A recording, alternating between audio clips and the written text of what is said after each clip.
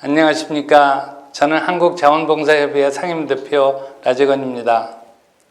제가 깊이 존경하는 비영리학회 양영희 회장님으로부터 20주년 컨퍼런스에 축사를 해주면 좋겠다는 말씀을 듣고 학자도 아닌 제가 축하 말씀을 드릴 주제가 될까 망설였습니다만 사회복지 분야에서 활동해 오신 양 회장님이 기업의 입장에 대해서도 깊은 이해를 가지고 계신 점에 감명을 받고 있던 터라 기업 경영에 온 힘을 바쳐온 저로서도 무언가 드릴 말씀이 있지 않을까 싶어 이 귀한 기회를 놓치지 않기로 했습니다.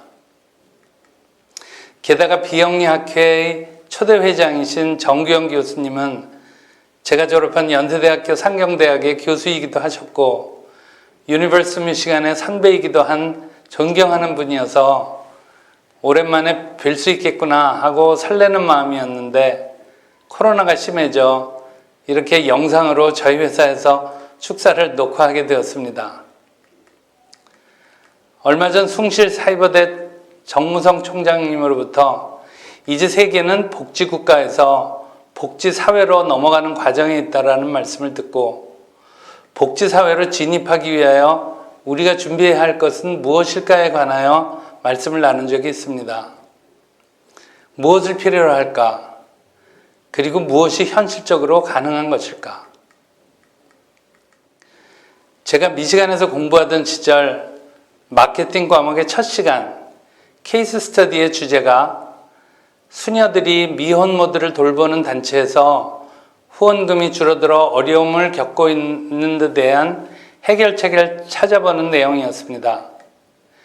MBA 과정의 마케팅 과목에서 그것도 첫 시간의 주제가 사회복지에 대한 내용이어서 신선한 충격을 받았었습니다.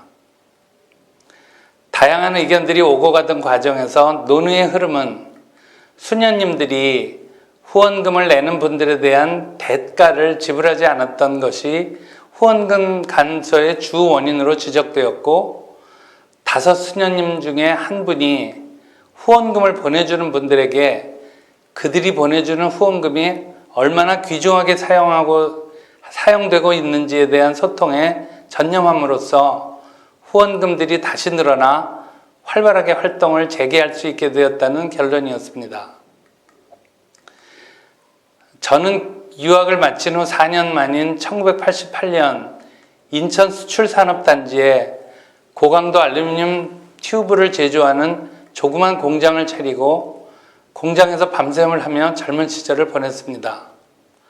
자원봉사와의 인연은 제가 제조공장을 차리기 2년 전인 1986년에 우리나라의 자원봉사의 씨앗을 뿌릴 목적으로 제 어머니이신 김홍래 박사께서 설립한 각당복지재단으로부터 시작되었습니다. 공장에 매달려 지내며 재단에는 주로 운영자금을 지원하는 역할만을 해오다가 6년 전 연로하신 어머니의 뜻을 거스르지 못해 재단 이사장을 맡게 되었고 지난 봄 결국 우리나라 자원봉사계를 대표하는 한국자원봉사협의회의 상임대표까지 맡게 되었습니다. 각당복지재단의 30여 년을 지켜보았다고는 하나 자원봉사계의 입장에서 볼 때는 이방인이나 다름없는 제가 한국자원봉사협의회 상임대표가 되고 보니 고민이 깊어졌습니다. 얼핏 알 것도 같고 모를 것도 같은 자원봉사란 과연 무엇일까? 그리고 어떻게 발전시켜 나가야 하나? 우리나라의 역사에서도 자원봉사의 뿌리가 있었다고 말씀하시는 분들이 계시지만 저는 그러한 견해에는 그다지 동의하지 않습니다. 자원봉사가 활발히 전개되기 시작한 것은 산업혁명 이후 스스로 경제력을 갖게 된 자유시민들이 자신들이 만들어낸 커뮤니티를 스스로 지켜야 한다는 의식을 갖게 되었고 그 실행 방법 중에 하나가 자원봉사 운동이었다는 것이 아닌가 생각합니다. 즉 자원봉사는 왕과 영주들이 주인이던 나라에서 시민들이, 국민들이 나라의 주인 역할을 하게 되는 과정에서 생겨난 개념이라고 믿습니다. 자원봉사는 그래서 주권 재민의 국가에서 피어나는 꽃이라고 생각합니다. 우리나라에서의 자원봉사 활동은 6.25 이후에 폐허해서 미국에서 보내온 구호물자를 나누고 전쟁고아를 돌보는 일을 돕는 과정에서 시작되었다고 보는 것이 맞는 것 같습니다. 미국 정부의 지원금의 규모에 따라 정부 예산을 편성하던 시절, 보릿고기에 굶주리면서 벗어나고자 무던히 더 애를 쓰던 시절에 사회복지와 자원봉사는 우리나라에게는 먼 나라 이야기였습니다. 1988년 서울올림픽을 통해 우리나라도 이제 제법 잘 사는 나라가 되었구나 라는 국민적 자각이 생겨나고 부의 배분에 대한 욕구가 분출되던 1990년대에 이르러 사회복지에 대한 관심이 고조되기 시작하였다고 봅니다. 전국 각 지역마다 복지회관이 생기고 전국의 각 지자체를 중심으로 자원봉사센터가 설립되기 시작한 것은 1990년대 중반의 일이었습니다. 한국자원봉사협의회도 1994년에 설립되었습니다. 경제적 발전이 뒷받침되지 않는 복지사회로의 진입이 가능할까요?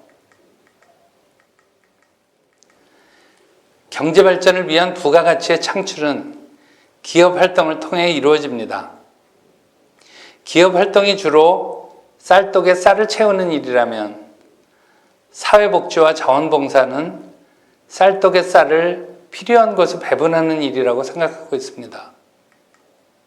쌀떡에 누군가 쌀을 채우지 않으면, 그래서 쌀떡이 비어 있으면 아무리 쌀이 간절히 필요해도 나누어 줄 쌀이 없습니다. 쌀을 채우는 사람들은 무엇을 필요로 할까? 쌀을 나누는 사람들은 무엇을 필요로 할까? 서로에게 필요한 것들을 찾아 채워주려면 무엇을 해야 할까? 이것이 제가 한편으로는 기업을 경영하고 다른 한편으로는 한국자원봉사협의회와 각당복지재단의 미래를 고민하며 생각하는 핵심 주제입니다. 자원봉사는 그 단어 자체에서 의미하듯이 민간의 자발적인 영역임에도 불구하고 우리나라에서는 국가 주도의 사회안전망 구축의 일환으로 취급되고 관리되는 현실입니다. 왜 그리 되었을까요? 어떻게 해야 민간 중심의 자원봉사 활동이 뿌리를 내릴 수 있을까요?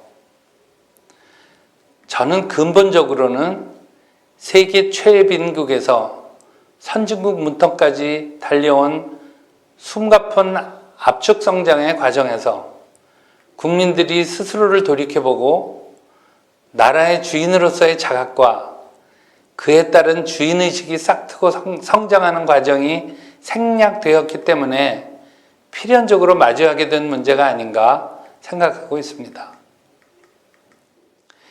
제가 사유의 틀을 다듬어 가는데 큰 도움을 주고 계시는 철학자 추진석 교수는 기업가들에게는 그들만의 특별한 촉이 있다고 이야기를 합니다.